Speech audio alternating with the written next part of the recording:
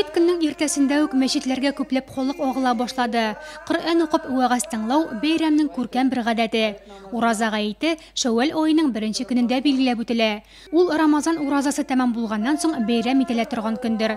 Райондашларыбызны изге бәйрәм белән котларга район башлыгы Раул Кузюров та килде.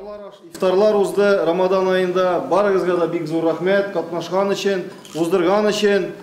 Нурлат мусульманнары көндән-көндә күрсәтә берделекне, бергә булыйк, бердән булыйк.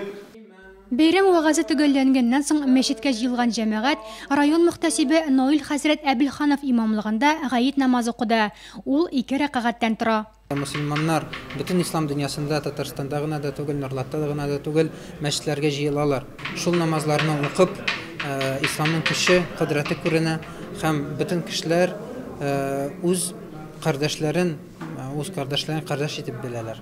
Гаит шөкер һәм зикр көне, Аллаһны искә төшерү, бар нигъмәтләре өчен аңа рәхмәт әйтү, иман ияләренең дөньядагы шатлык һәм сөенеч көннәре.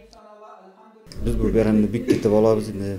Шатлана барлык мусульманнарда берләштерә торган бәйрәм бу. Безнең балаларны мәчетләргә килергә тырышабыз һәм дә алар ислам динен күреп үсәләр, бер-берсен танып, исламны бер-берсенә якын булып үсәләр, исламны яратып.